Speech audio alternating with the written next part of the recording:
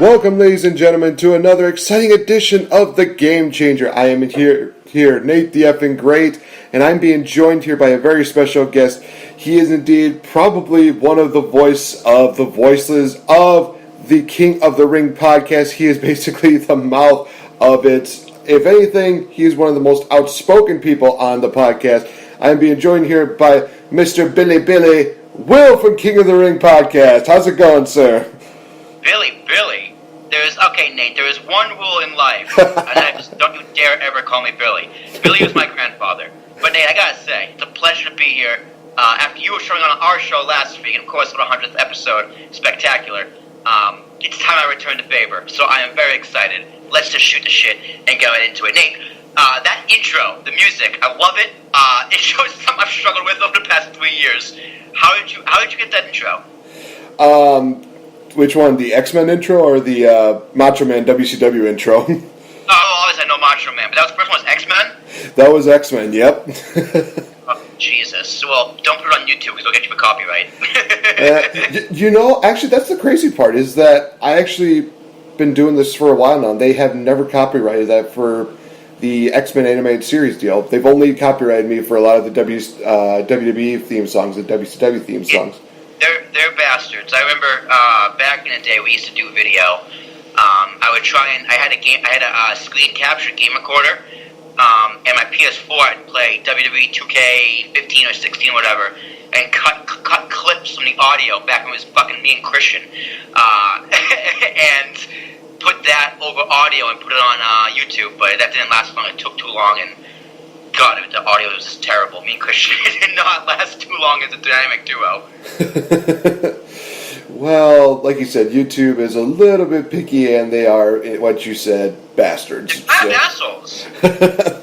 Trust me, there's a lot of controversy in everything that they've done where they just said, like, you want to do this, that's fine, but you can't use this music, you can't use this footage, you can't do this, and blah, blah, blah, blah, blah. It's like, well, you're just taking the fun out of everything, aren't you? Yeah, pretty much. I suppose. Well, normally I usually start off by, we go through like interviews and talk some questions about things about my guests, but when we did a recording for King of the Ring podcast, which will be posted up pretty soon, one thing that actually got addressed during this podcast was the fact that you are actually not a fan of the Academy Award-winning movie Get Out, so that's what we're actually going to be starting with right now. Oh, Jesus, sorry, let me finish my beer. So I saw Get Out. I didn't see it in theaters. I heard a million things about it. Actually, fun fact, it came out in January or February of my senior year of college, so I probably reviewed it on my college radio show, but didn't see it. That happened a lot, actually. Spoiler alert. Because it was expensive. So I didn't see it in theaters. I heard all the hype. I heard so much going into it, and I saw it with my friends. We streamed on the internet, and halfway through, he looked at me and goes, "Can we turn this shit off?" Wow. I'm like, shoot, it's okay. It'll get better. I've heard so many good things. It has to be good. And 3/4 of the way through, I looked at it, I was like, you know what? We might have to turn this off. But no, we stuck it through to the end. Now, the end, it was entertaining. The end was very entertaining.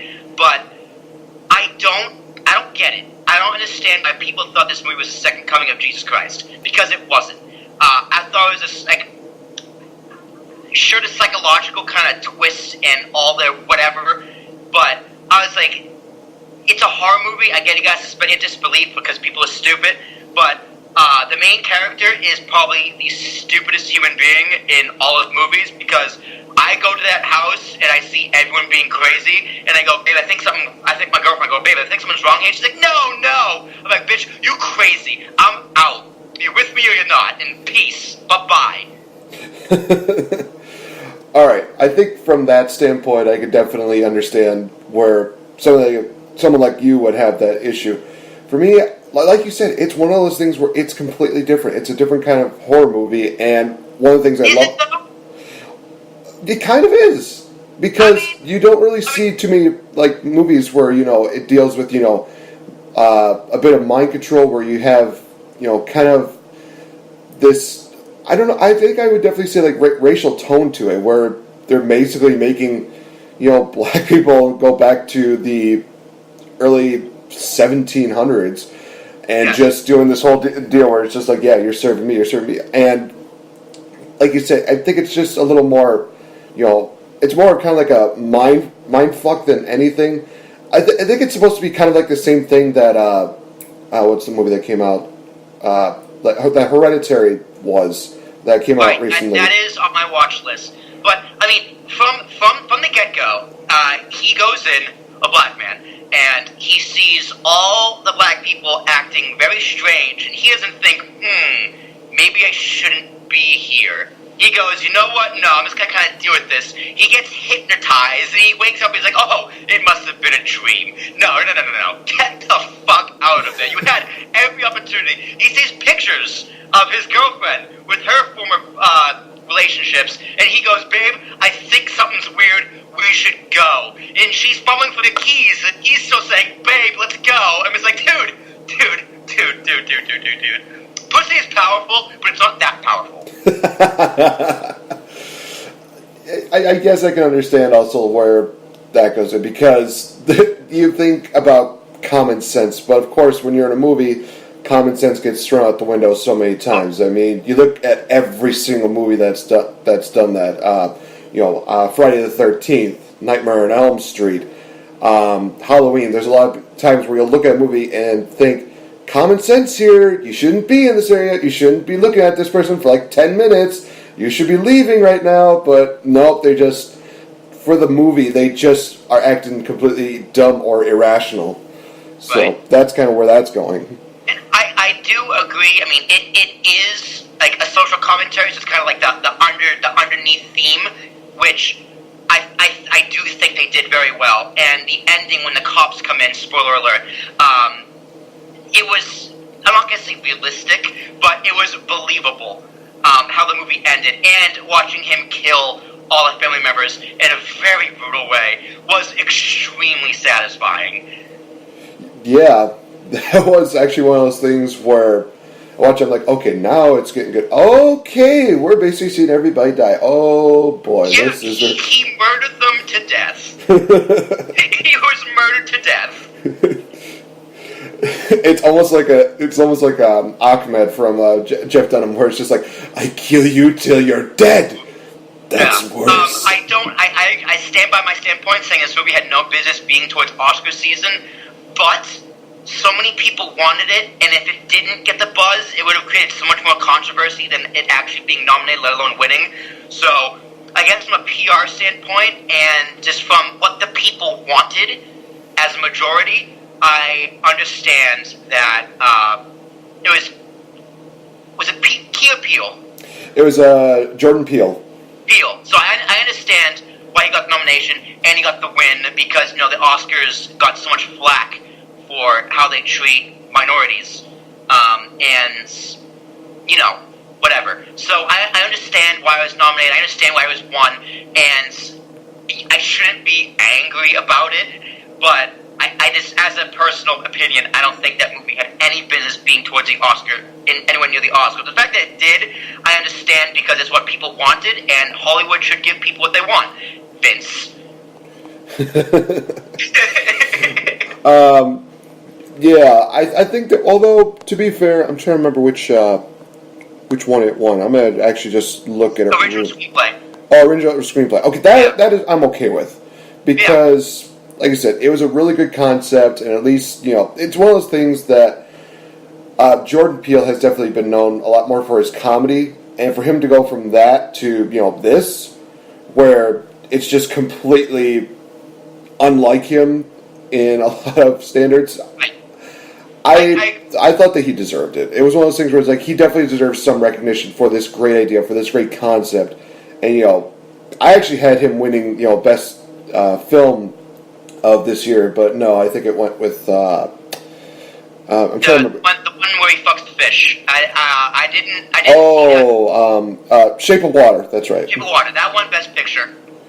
Guillermo del Toro. I have yet to see that, but it's on my list. I'll watch it eventually.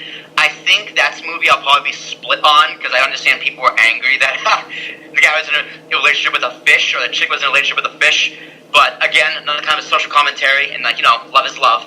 But I gotta see that movie before I can properly judge it. Someone is for Hawks Radio. It is definitely one of those movies that is worth watching at least once if you enjoy that kind of stuff. But they also have a spot in the scene where they actually ask, "Well, how the hell does this? Is this even possible?" And she goes into detail about how it even happens. And literally, I'm like, "Oh my god!" They told us how it works. It's too much. Oh, and the person who asked it is Octavia Spencer, who we all know is one of the best supporting actresses of all time, and definitely deserves something more in life. She is a godsend, in honesty. Every movie I've seen with her, I can honestly say I don't have an issue. She's never too much. She's never too little. She's in that perfect in between deal where it's just she's given enough screen time. Right.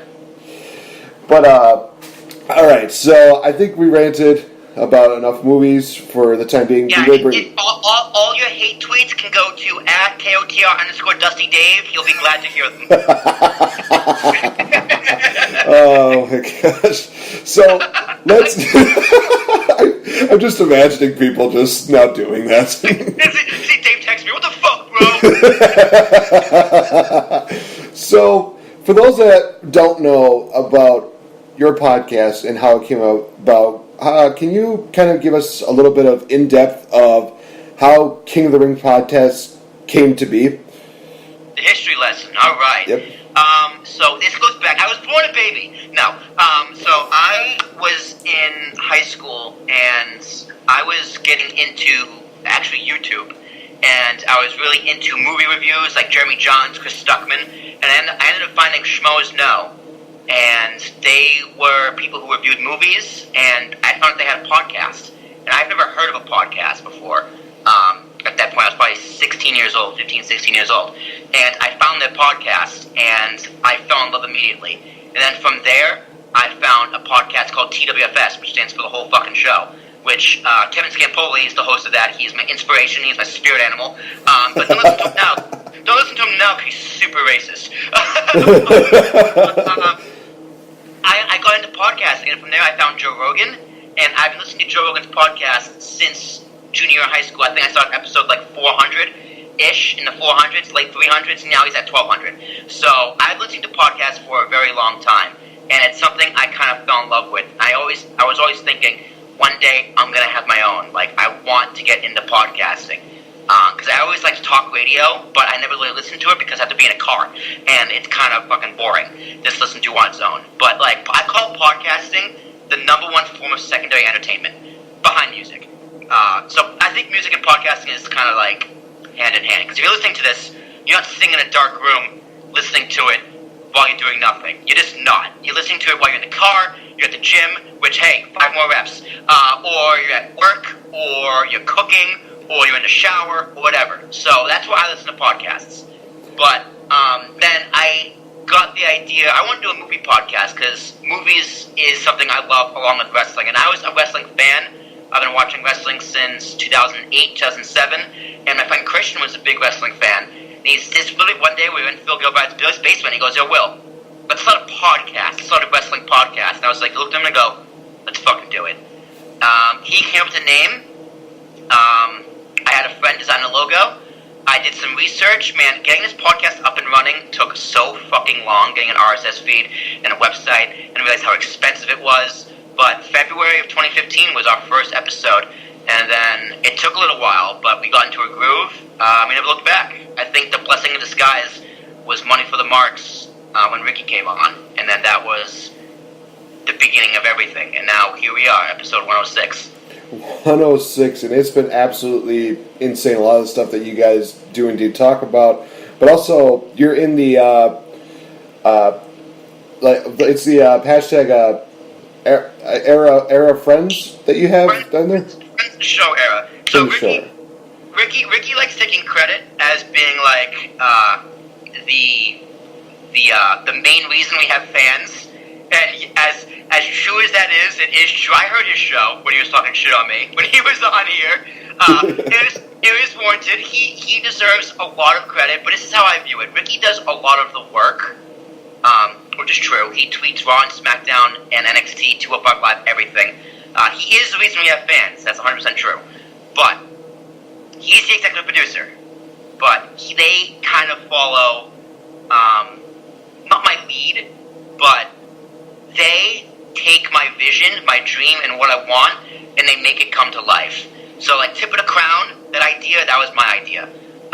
The Friends of the Show era, literally, we were walking home from NXT, or walking home from the bar from NXT, and I was like, Ricky, since I'm moving, we're going to be moving to Skype, and we have a pretty solid fan base.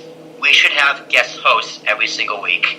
And I was drunk as shit when I came up with the idea. For the record. So, and then Ricky has a good mind for marketing and promotion from his experience at bars. So me and Ricky literally go hand in hand. And he's very good at taking what I have in mind and bringing it to reality. And then Dave is a good foil for both of us because Dave is just really entertaining, especially since he's sober. Yeah. I definitely noticed that Dave is one of those guys that, really does have a lot of entertaining things to say, and he does a lot of wrestling shows from what he's definitely been posting up on either Facebook or on Twitter, and I'm literally just like, you lucky son of a gun. Every single time he says, like, I'm going to this meet and greet, I'm going to this thing, I'm just like, damn it. Dave is a very important part of the show, and I would not be sitting here talking to you if it wasn't for Dave. That's just a full-blown fact. Yeah, I definitely shout out to King Ricky and Dave for just being absolutely awesome and for keeping King of the Ring podcast, going, because it has definitely become something that a lot of people are going to be talking about. And obviously this year it's definitely grown into something more because I think it happened after WrestleMania. You guys really started picking up a lot of fan base, but also you captured the attention of a band from Rant with Ants, and you guys are working with them in podcasting. That was all Ricky. 110% Ricky, because we were at Royal Rumble pre-gaming for NXT, and he goes, "Oh my God, that's Demon Diva. Oh my God, that's Kim. Oh my God, that's Rant." I'm like, who? Who are these people? He goes, Twitter. I'm like, oh. So, while we're drinking, alcohol is a great thing.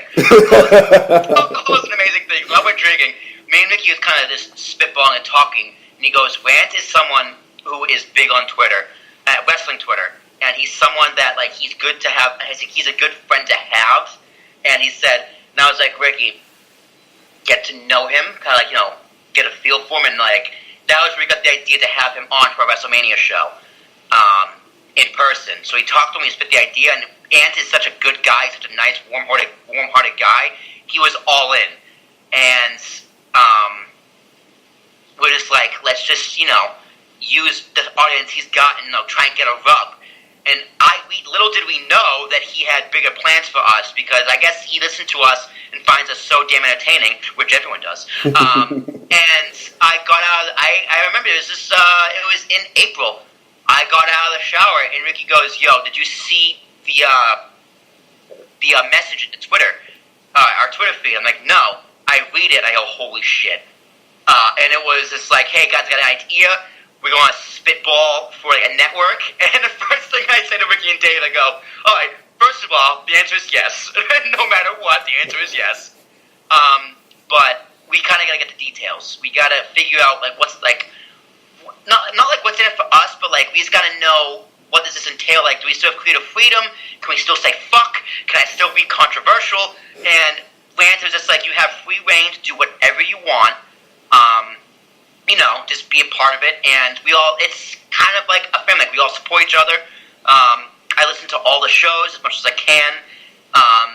We're in all the good conversations. And now we're doing our thing for SummerSlam. So it's literally super exciting. From day one, a goal was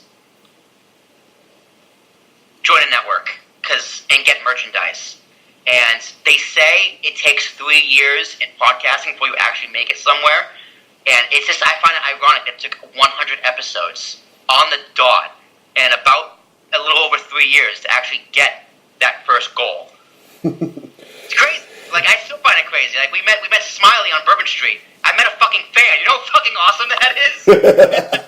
I can't wait for the day where I meet you in person. It's going to be a great thing. Because honestly, meeting fans is one of the most humbling things I've ever experienced in my life.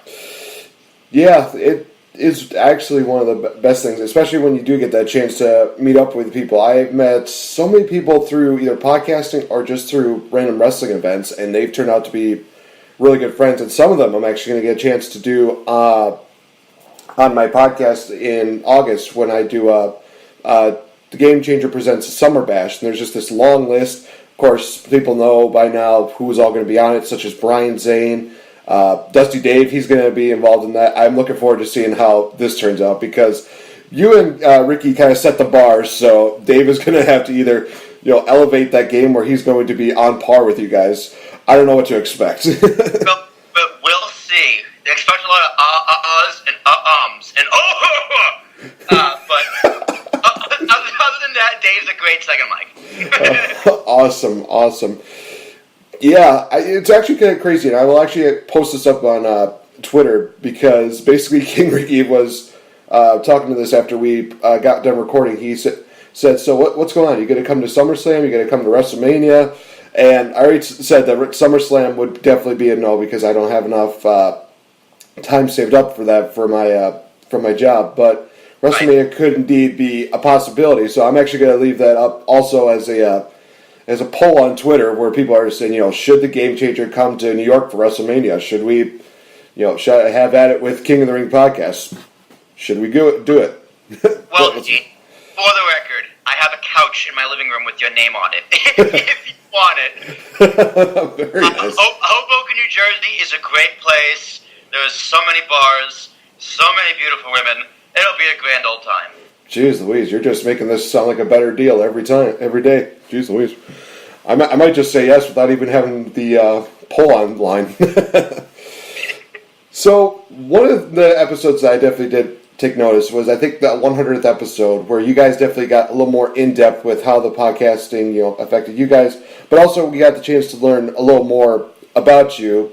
And one of the things that you mentioned was one of the people that you started, following as a fan was Macho Man Randy Savage, which was why I had his theme music play. But you mentioned that there's an interesting story behind finding out about Macho Man. So why don't I let you explain it, because I'm actually thoroughly entertained by this story. Right. Okay. So I'm technically normal. Actually, I don't know if I'm a millennial. I was born February '95. So tweet at _Dusty Dave and tell me if I'm a millennial. And Ambassador Biggs, BIGZ. So I never watched wrestling ever. I didn't really know about it. I watched my first wrestling event ever, 2002 or 2002. I was in second grade. I was at Dan Fontez's house for a sleepover, and I watched SmackDown. So that's the only thing I knew of wrestling. I knew the name Macho Man Randy Savage, but that was only because in 2002, Spider-Man came out. And if you know Spider-Man, he was originally called the Human Spider, but the greatest ring announcer of all time, ever, talking to you, Bruce Buffer, said, the Human Spider, oh, that sucks. He called him Spider-Man. And he had to fight Bonesaw. And Bonesaw was Macho Man Randy Savage. Hey, you, I got you for 3 minutes. 3 minutes of pain time. Dig it, Bonesaw, yeah. So, and Bonesaw, I knew Macho Man Randy Savage from Bonesaw. But the funny thing was that I think I remember just watching that, and I think during that time I was still not quite into wrestling, so I didn't really know who this guy was. But then after a while, I didn't know. I think actually it was a little too late for me to realize that, oh, that's Macho Man Randy Savage. And literally it's like, oh my gosh, he's one of the greatest wrestlers turned to actors of all time. Sorry, Rock, he's got to run for your money. No. I love Macho Man Randy Savage, but there was no better actor / wrestler than Dwayne the fucking Rock Johnson. Okay. Have you seen Jumanji? It's actually good. That's a fair point. I mean, and also I really did love the pairing between Dwayne Johnson and Kevin Hart. First time I saw them was Central Intelligence, and they were just absolutely funny together. It's like, I kind of want more of this, and I hear, oh, they're going to be teaming up again in Jumanji. Still just as entertaining.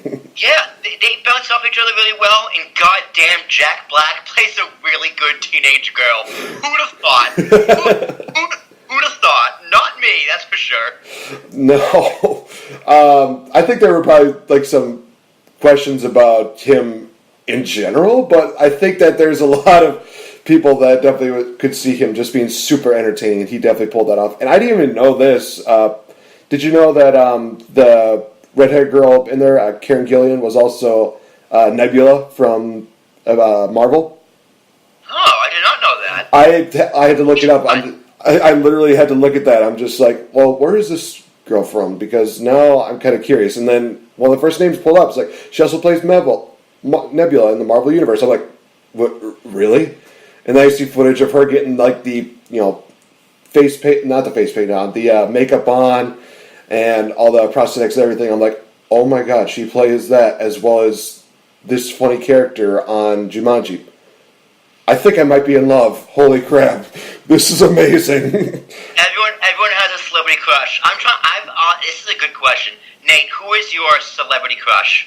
Oh my god. Not now, of like ever. I'm trying to think of mine.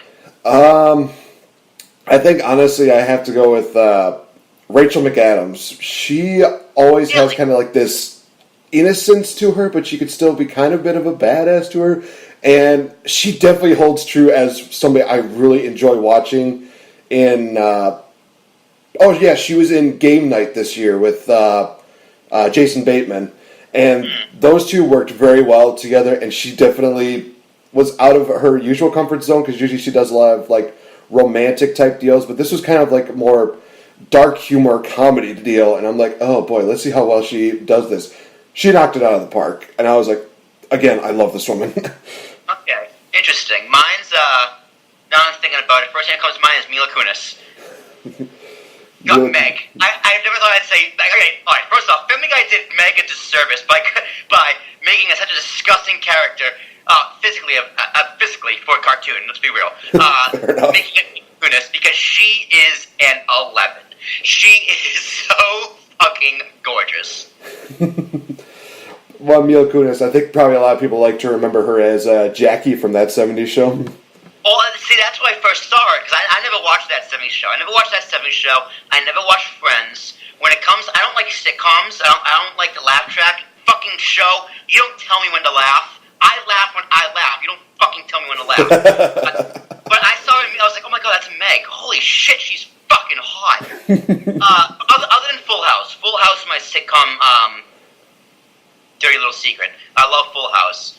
But I have a laugh, a certain laugh that I call my 2.5 Men laugh. Whenever something's not funny, I just go, ah! That's my 2.5 Men laugh. 2.5 Men laugh. That's because 2.5 Men isn't funny. There's a laugh track, but it's not funny. Same with The Big Bang Theory. It's just not funny. I enjoyed 2.5 Men. I think that just when later seasons came out, it really just lost a lot of people. And then there was the series finale, which Charlie Sheen left. That's the problem. Well, yeah. I mean, Charlie Sheen had a lot of the best stuff, and then of course he decided to go with winning route. He has Tiger Blood. He's winning, and he's also brothers to Emilio Estevez. That might have been the shock of the century when I found that out. Emilio Estevez, the coach from Mighty Ducks, is related to the guy from Platoon. He's like what? And their father is the guy who was thrown off a building and departed. Mind fucking blown. 6 ways till Sunday. Well, he was also the second generation of Uncle Ben in The Amazing Spider-Man, but I don't know how you feel about those movies. I saw the first one in theaters. I thought it was okay. I liked the Lizard. I only liked the Lizard because it was Dr. Connors. Let's be real. Right. but I didn't see the second one because I heard it was trash. And I didn't. Was there a third one? No, the second one was with Jamie Foxx and fucking the blonde-haired chick died. So I was like, there's no point watching it. First of all, you need Mary Jane. You need Kirsten Dunst. You need Mary Jane. And there is no better Peter Parker than Tobey Maguire. I'm sorry, that's a fact. I know he's on like the comic books, but you guys can all suck a dick. Tobey Maguire is Peter Parker. Oh man, no, you're definitely right in what you've heard. The second Amazing Spider-Man was just absolute, because they jammed so much in. Storylines were really rushed, and like you said, Gwen Stacy dies in that one, and that was honestly one of the saddest parts of that whole entire fucking movie. I loved Homecoming, though. Homecoming was the shit. It was amazing, and it made me fall in love with Michael Keaton as an actor again. He just played that role so. I was like, oh my god, this is what Birdman should have been. But Nate, are you into the whole Marvel universe? Are you a big superhero movie fan? I definitely watch the movies more than I read the comics, and I definitely do think I do need to give the comics a chance. But I will say that there have been some slight hiccups in a lot of the Marvel universes. I mean, i.e. Thor 1 and 2, because, well, let's face it, those two were not exactly well done. Oh, I'm so glad you said that, because just like not liking Get Out, I'm also in the minority here. I don't give a shit about superhero movies. I watched Phase 1. Phase 1 was, it was good. The first Iron Man I saw in theaters, I thought it was good. I don't think it was as groundbreaking as people said it was. The first Hulk was very disappointing. The first Thor was very disappointing. The first Captain America, pretty damn good. The first Avengers, out fucking standing. And after that, I was like, I'm done. That's enough. I've reached my quota. I'm drunk. I need to get a ride home. I've reached my limit. I've been cut off. But no, now we're entering Phase 4.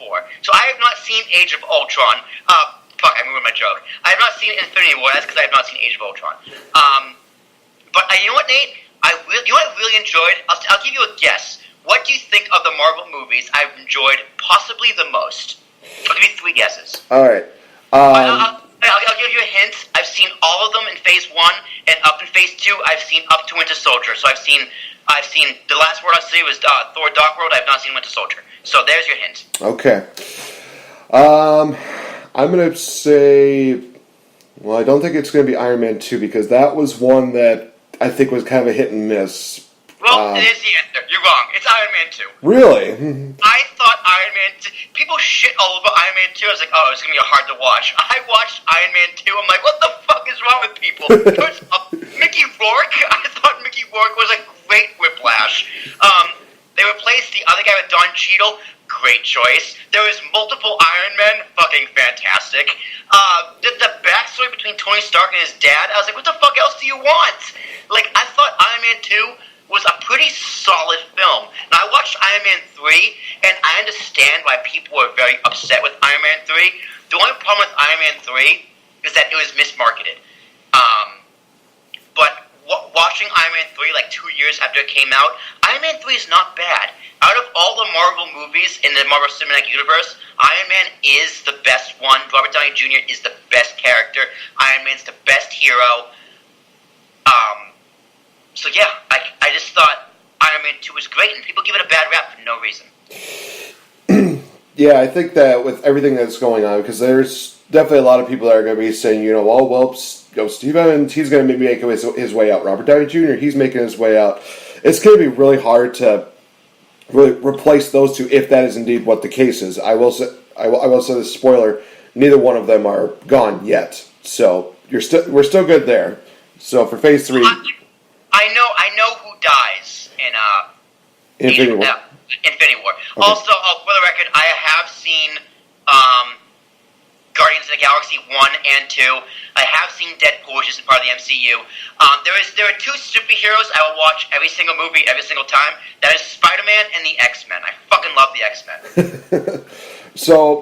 Spider-Man 2 and X2 are the greatest superhero movies of all time. Changed my mind. Nate, go on a little rant because I gotta go to the bathroom. All right, fine. So, I think that when it comes to the Marvel Universe, we definitely do hit the nail on the head, is that there is a lot of hit and misses, but I will say this, that there's a lot of positive things that you can definitely take out of it. It's like when I mentioned with professional wrestling.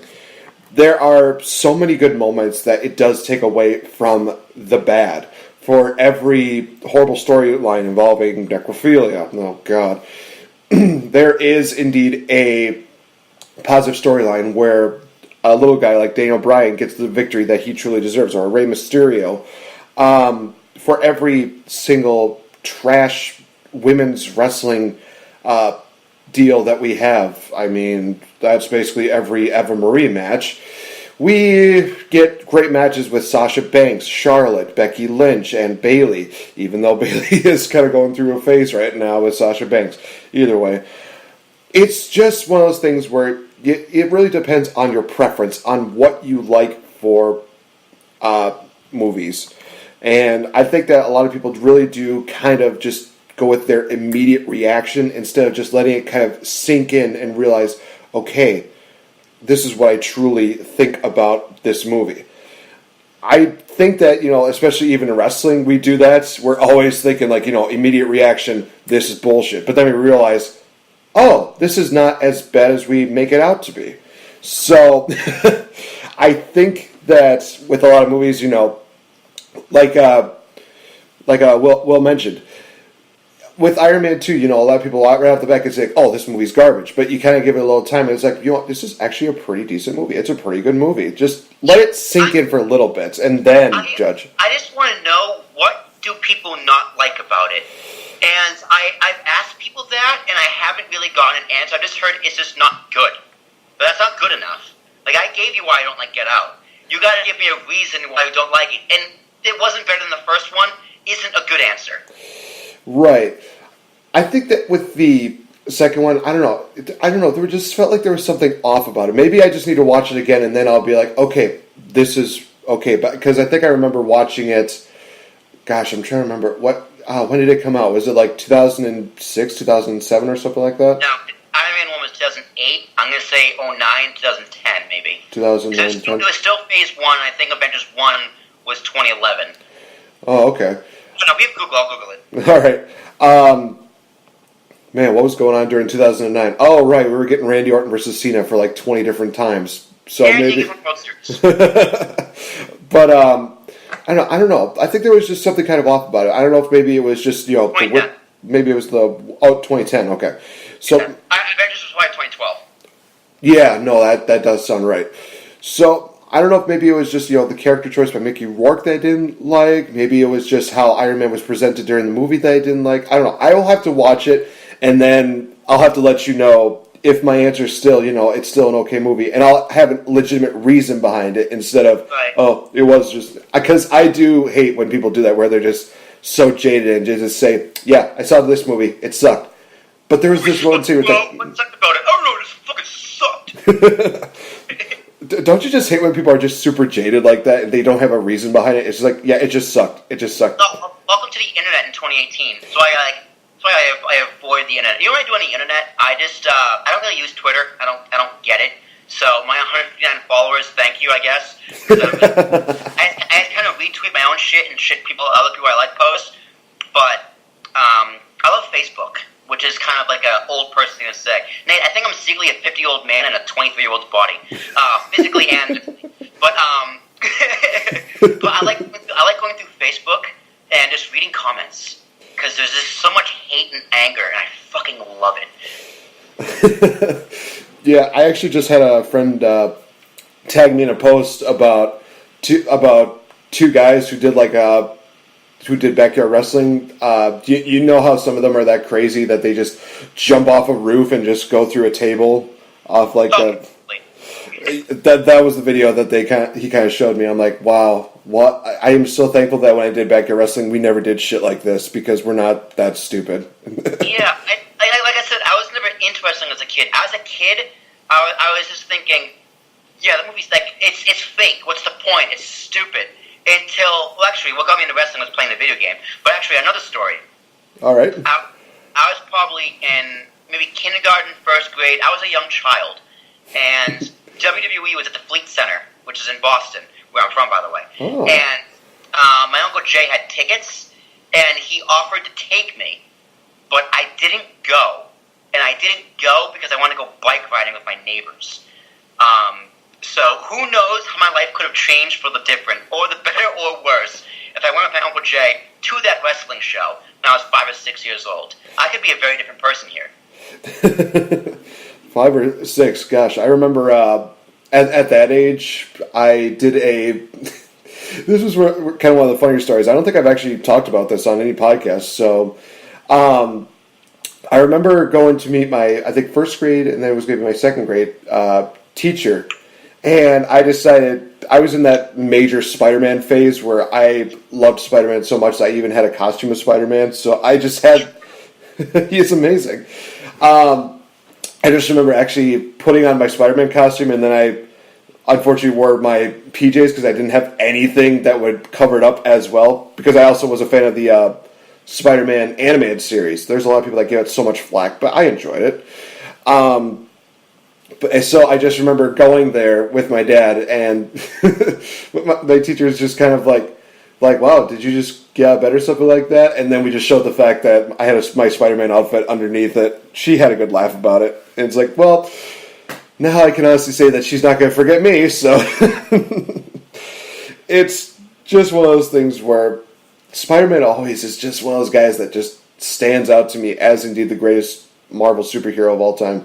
If we were talking about DC, man, Wonder Woman, I'm sorry, but she's just presented so much better. Not since I think Christian Bale has Batman kind of gotten a bad rep. No, I shouldn't say that. Michael Keaton was awesome as Batman. Val Kilmer was an okay Batman. George Clooney, not even going into that conversation.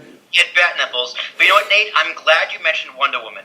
Did you like the Wonder Woman movie? I absolutely loved it. As a fan, as a person who's never seen like that much in the way of Wonder Woman, I've seen a little bit of her in the animated series, but the performance that Gal Gadot did as Wonder Woman was absolutely amazing. And also, I really loved how they had like a history behind it. Where wrong. What? Wrong.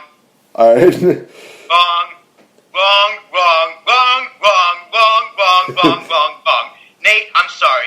You're a great fan and a good friend, but that movie was even worse than Get Out. I would watch Get Out 3 times on Sunday than watching Wonder Woman once on a Friday. I would never watch Wonder Woman. I'm never watching Wonder Woman ever again. That movie was fucking terrible in every way, shape, and form. And here's why, because I give reasoning behind my movies. Again, I was watching this movie with my pal Shrew. Me and Shrew have a very similar taste in movies, apparently. And this is another movie we almost turned off dead smack in the middle. And this is why. The beginning was okay with the island of Wonder Woman, and but then she goes into the real world and she goes, "Oh my God, why are these people holding hands? I don't understand." It's just why is Wonder Woman mentally retarded? Why? I get it. She's from a foreign land, but it's a gimmick that is just so shitty, and you make your superhero look not super. You make her, instead of a superhero, she's super dumb. Like, she doesn't understand love. Like, I get it, you're on an island of lesbians, but you don't understand love? Like, come on. And the relationship with the dude, I forget his name, blonde guy number 3, it wasn't believable. I didn't care if he lived or died. I don't remember if he lived or died. It doesn't matter. The action scenes were okay. Too much slow motion. Slow motion is another gimmick. The story was terrible. Lupin become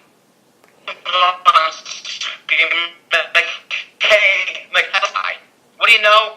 Bad guy. The end fight scene was even terrible. Like, oh yes, they're fighting. Oh no. Professor Lupin has to give a fucking monologue on how awesome the Patronus is.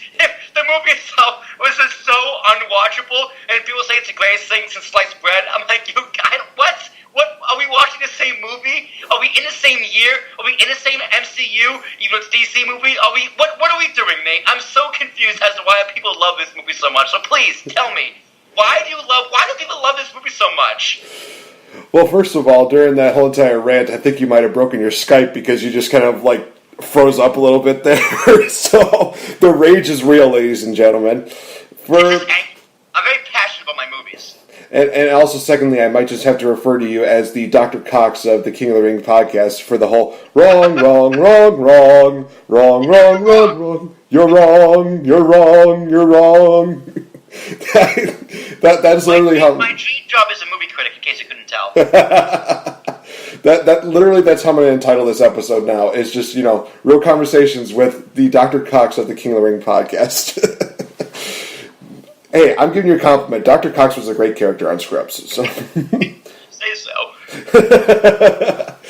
I enjoyed Wonder Woman, like I said. First of all, the fact that they started off, I think beforehand, I think this might have been exclusive to the theater that I was in. They gave a bit of a lesson on how Wonder Woman was portrayed throughout the years, how she was, strong, but then people were saying like, oh, she's too strong, and she's too independent, and she definitely, needs to have a man in her life, and blah, blah, blah, blah, blah, blah, blah. And going through all of that. So for them to go from that to this movie, I think it definitely does give it due justice of the fact that it's one of those movies that it stands out because for a long time we've always had, male focused superheroes. Of course, we've had Iron Man, Captain America, Batman, Superman.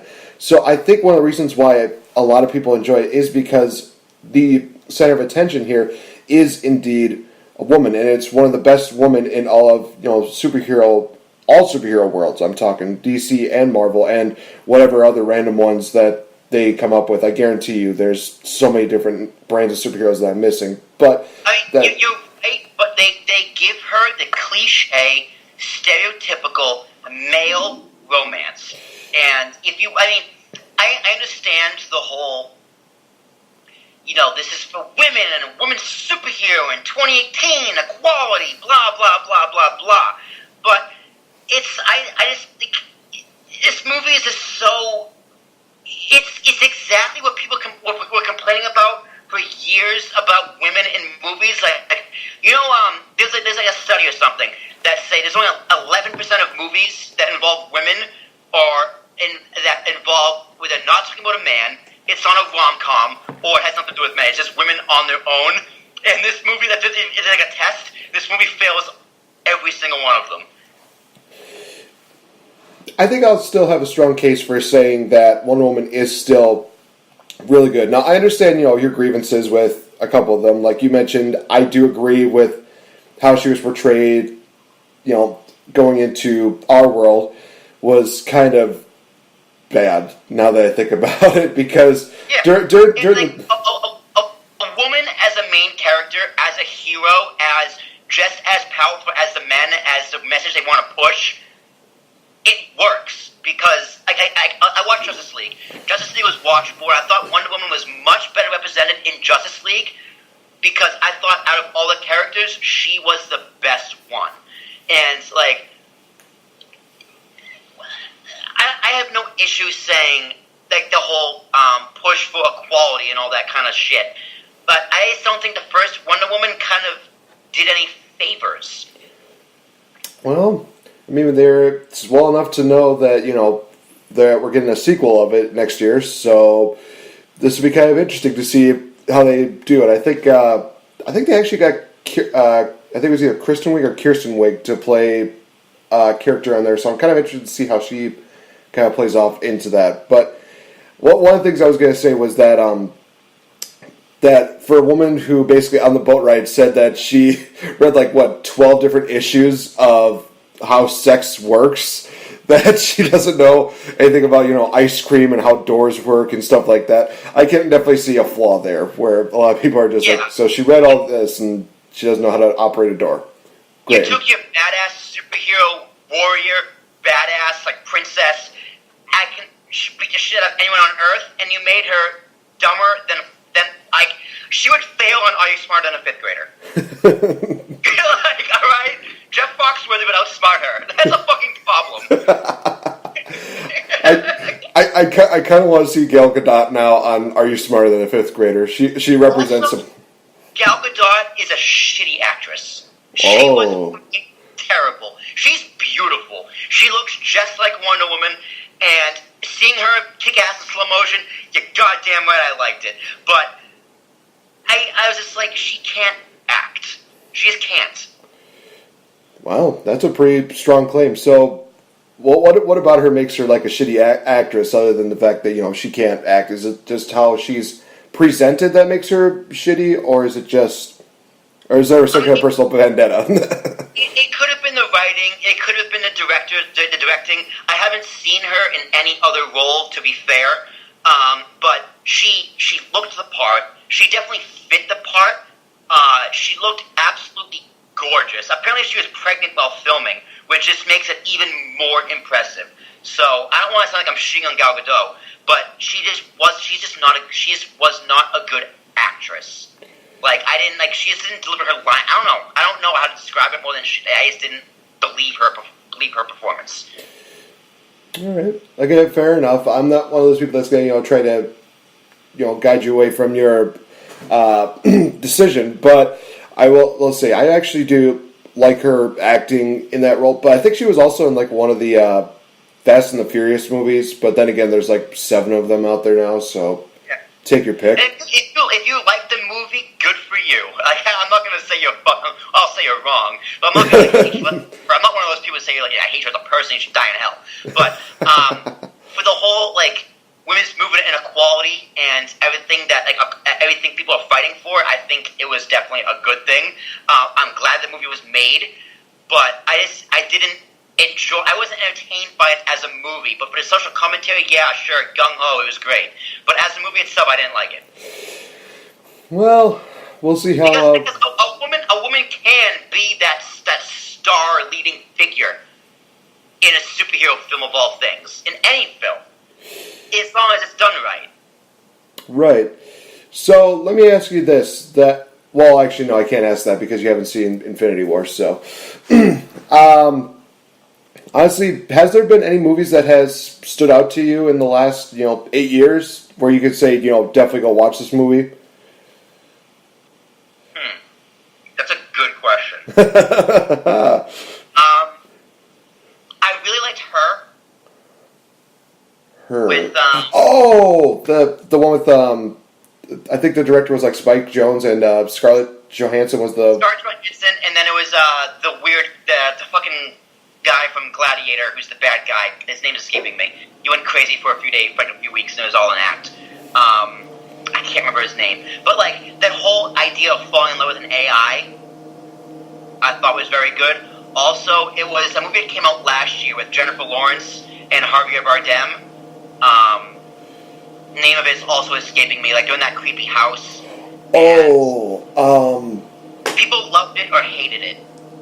I think it was Mother, I think it was? Mother. It was Mother. See, I saw Mother recently. I watched it with a friend, and he hated it.